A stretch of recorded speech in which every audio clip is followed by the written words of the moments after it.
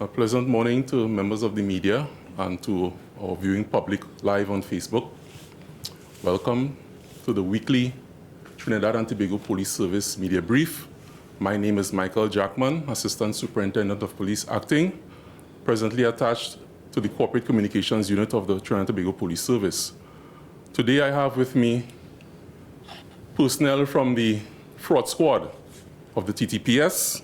To my immediate left is Assistant Superintendent of Police Acting, Kent Ghisyawan, and to his left is the legal officer of the fraud squad, Sergeant Acting Vinelle Bassarath.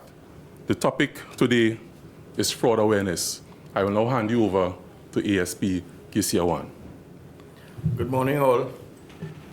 The fraud squad was established in 1965, and it comprised 20 officers of varying ranks at that time. There are two officers of the fraud squad. The main officer is situated at the corner of Park and Richmond Street, Port of Spain. The telephone numbers are for that office 625-2310, 623-2644. And there's a sub-office situated at San Fernando, corner of Montchagrin and Chacon Streets. The number for that office is 652-3128. The email address is fraud@ttps.gov.tt. The fraud squad is classified as a Class 1 investigative unit, and it deals primarily with the investigation of white-collar crime. The fraud squad was formed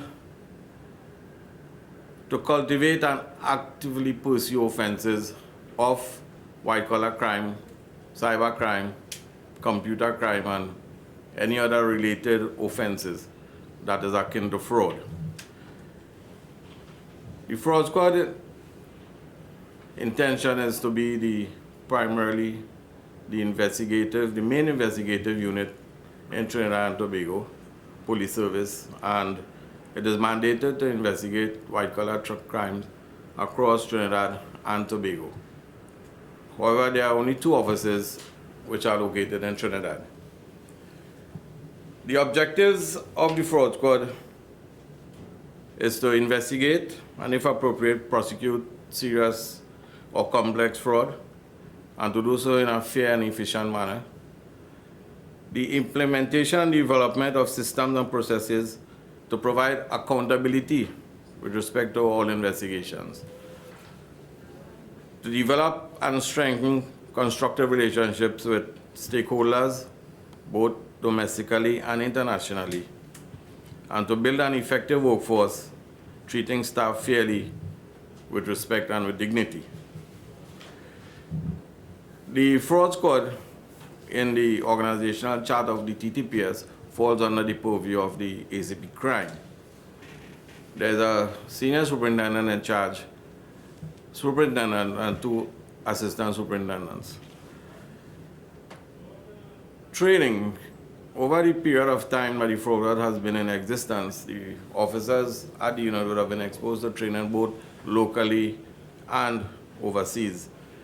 And there continue to be the drive on training, because fraud is dynamic, it's not static. And with every type of fraud that you see surfacing, we have to be on board to try and deter, investigate, and detect such offenses. So officers at the unit have been trained in fraud investigations and interviewing skills, cybercrime investigation, we have forensic and fraudulent document examinations, counterfeit currency detection, and officers at the unit would engage in outreach programs. We would do lectures at the various Chamber of Commerces, at schools, at different institutions that would request from time to time the fraud squad do a presentation. And this is done in an effort to make fraud awareness a heightened program, and so that people become aware of what is happening in their community and surroundings. Over the years, the fraud squad would have had a number of successful investigations and prosecutions, and there are too numerous to mention. However, a few that are prominent would be the fraud squad would have prosecuted one of the youngest ever magistrate appointed in Trinidad and Tobago under the Prevention of Corruption Act. There are a number of politicians that would have been investigated and charged by officers at the fraud squad. Recently, and which most of you might be familiar with, there was a South-based business lady who was offering cruises at discounted prices. She was arrested and charged with fraud offenses and money laundering offenses. A bank manager and his sons, they were charged with defrauding British Gas. And for the sports fans, a principal and his colleague was charged with corruption into intercol football, to name a few. At current, the fraud squad is involved in a strategic fraud prevention plan that is being put together and that will be made available soon for the general public.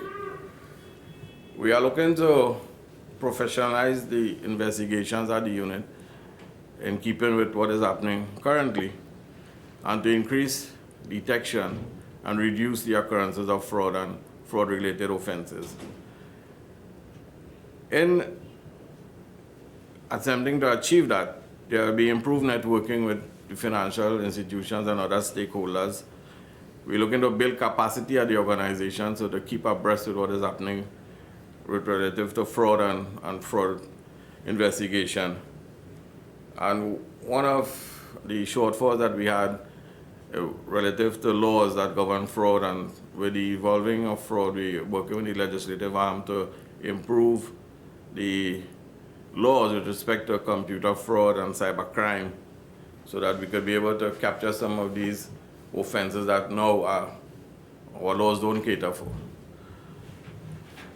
We would like to advise the public, seeing that the youth light season is around the corner. This is when the fraudsters dust their hat off and say, all right, this is the time money will be spent in the economy, let us grab some. So there are all kind of innovative schemes they would come up with. So what is trending and what is prevalent now? We have credit card and debit card fraud. We have had members of international rings operating in Trinidad and Tobago, and they would have trained some local people who are involved. Just last week we had a couple of people detained at the fraud squad office, and we were able to recover some skimming devices and cards and so that it is real, it is happening out there, and we'd like to inform the general public to be aware of your surroundings. Firstly, when you're making a debit card transaction or a credit card transaction. With respect to your credit card, never leave your credit card out of sight. You would go sometimes to a restaurant or a gas station, you see there's a tint up booth with a little hole, a pigeonhole, and ask you to pay your card there. You could refuse to do that. There's a handheld device that they could hand you that you could swipe your card, you could enter your PIN, and conduct your transaction. The right is yours to refuse to continue that transaction if you cannot see your card, because your card can be compromised. So you do not want to leave your card out of view. Do not reveal your PIN to anyone. Your PIN is private, is personal identification number, that's the acronym. ATM, always use an ATM when there's a high volume of human traffic. This is an area where the fraudster is hardly likely going to set up his device because he wants privacy. He wants to do it when no one is around. And you know, there are some off-site machines where you do have cameras, and so they would go and set up their devices there. Avoid using those machines as far as may be possible. If you enter the enclosure and you should smell glue, don't do any transaction because they stick devices into the ATM, which you may not be able to see just at the surface, but there are some devices. One such device is called a deep insert, where it is entered deep into the slot so you can't see it, but when your card is going there, it captures the information from the magnetic strip, and it could only be held in place there with glue. So anytime you smell glue, you could use another machine. Right? Do not conduct your transactions where persons are close to you. It is your right to conduct your transaction where it is done in privacy. So if somebody used to call that shoulder surfing, peeping over your shoulder to try and see what your PIN is, you can discontinue your transaction and proceed to another machine. For business persons, when you are accepting a credit card as payment, always request two forms of valid PITIA identification. Look at the photograph on the ID that is presented to ensure it bears a true likeness of the person before you. Because persons who would have skimmed your card and captured your information would make IDs. Sometimes they produce other IDs and the photo may be just a close resemblance to the person who actually is the holder of the card. So look carefully and then look at smaller items on the piece of identification. So for example, you could have a driver's permit presented, say, a man born 1960, and you've seen a young guy in his 20s before you. That is a telltale sign something is wrong here.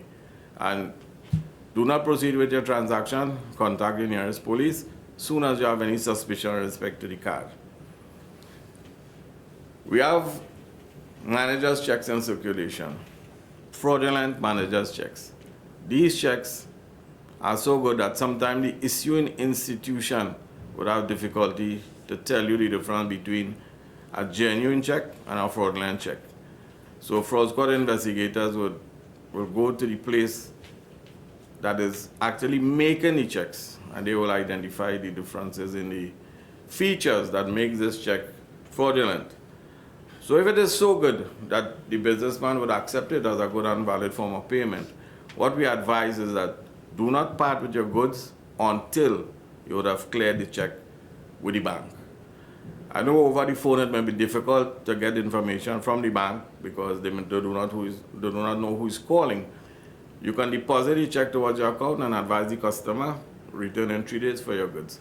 It's better you keep your goods in your possession and you let it go, and then after you get a check returned from the bank with the notice on fraudulent item, then you have to come to the fraud squad. And this scheme is so well set that it's very difficult to apprehend the fraudsters, because what they do, they use genuine transportation. So two guys who are genuinely offering themselves for hire, they would hire them to transport the goods from point A to point B. And point B is normally at the side of the road or by an abandoned building where there are no cameras and so on. And they would leave it. And that is up to that point, the transport people will be able to take the police to.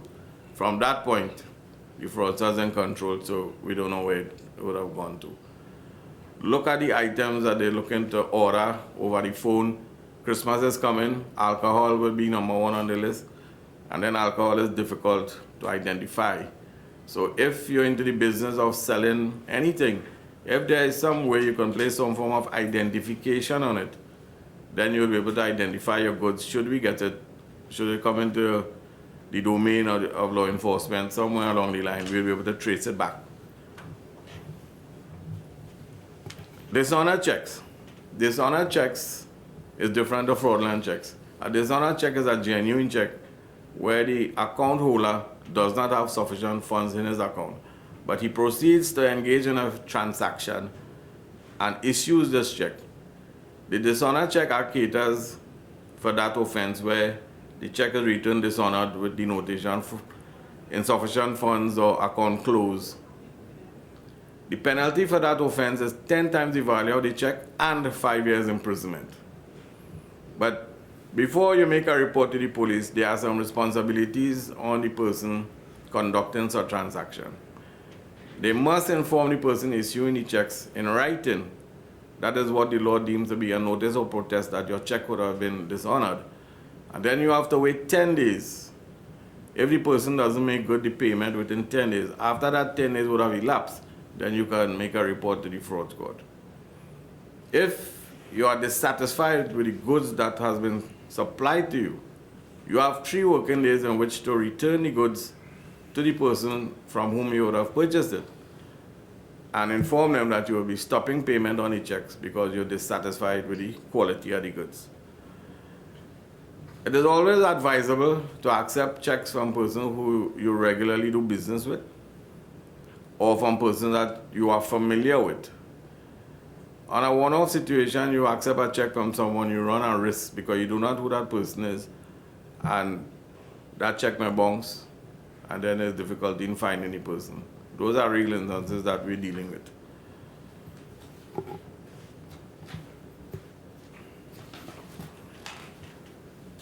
Right, a topic of interest now, which is really plaguing us at the moment, is phishing and identity theft.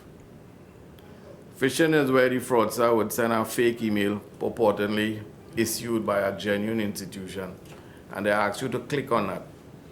And there's a commercial bank right now where you're getting pop-ups on your phone or on your computer who say, your account has been placed on hold, please click on this site here or on this email address in order to release your funds.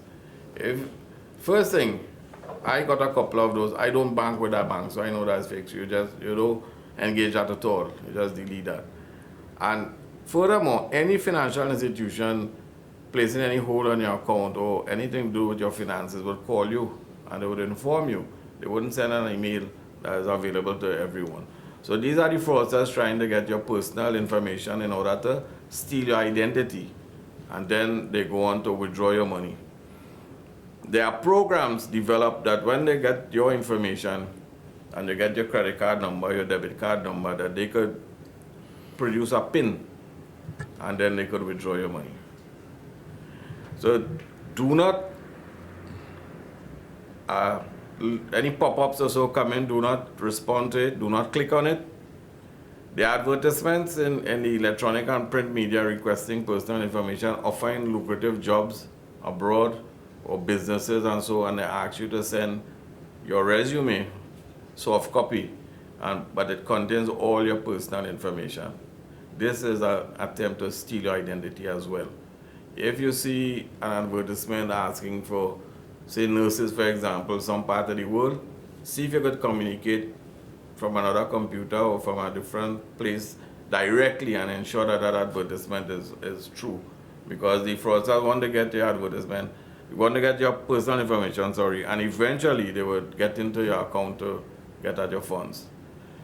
And they have patience. The fraudster is a guy with a lot of intelligence and a lot of patience.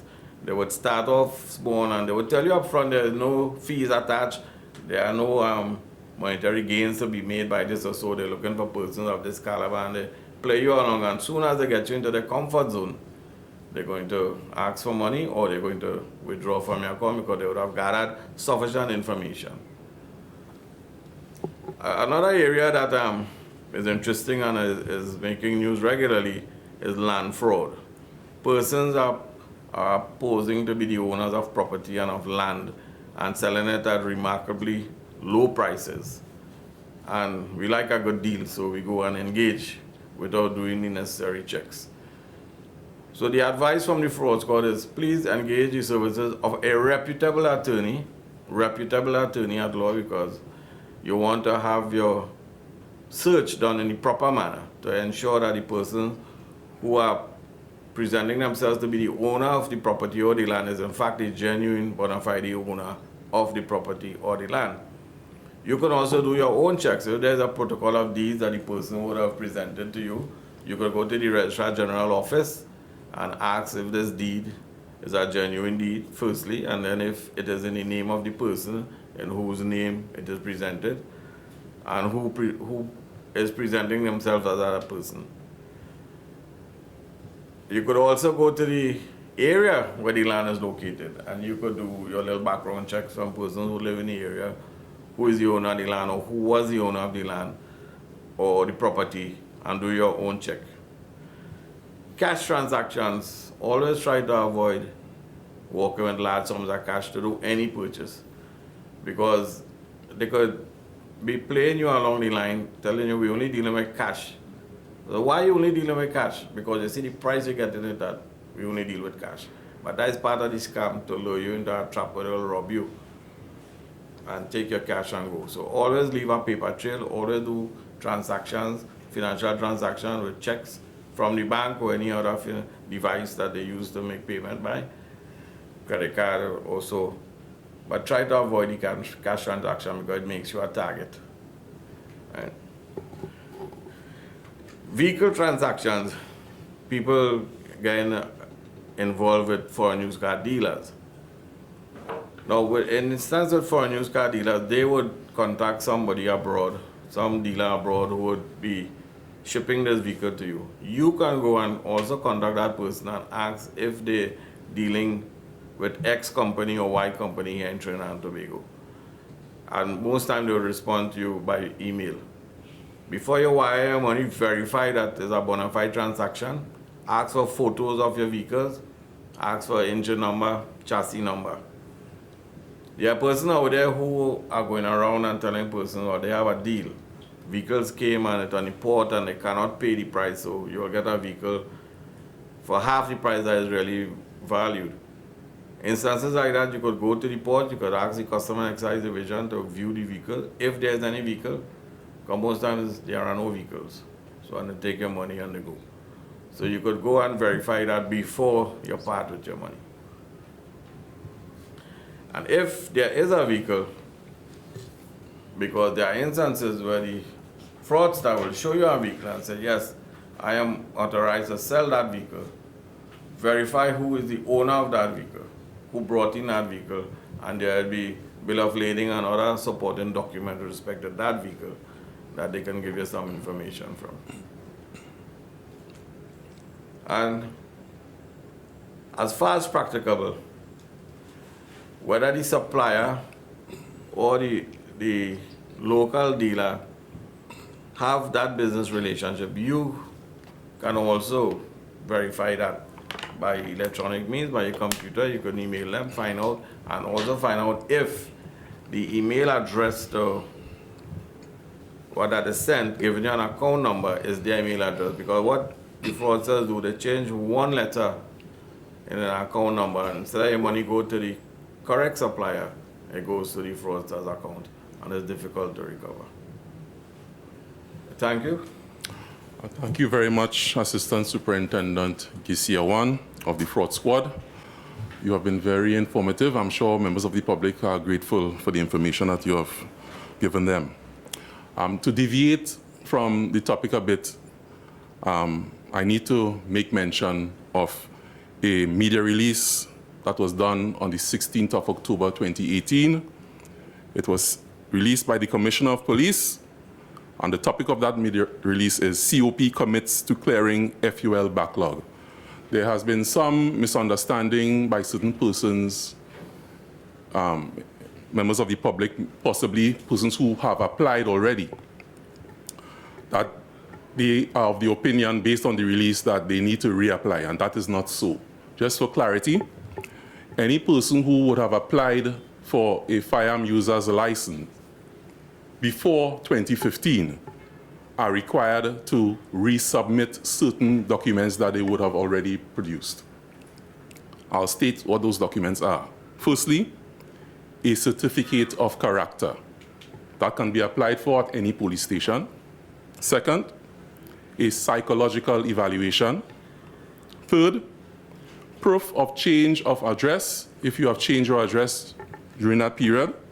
And fourth and last, proof of change of marital status, all right, if it is applicable. Just to bring some clarity to that situation. Thank you very much for listening. Thank you very much to the members of the public who are viewing, and also to members of the media who have presented themselves here today. Do have a good day.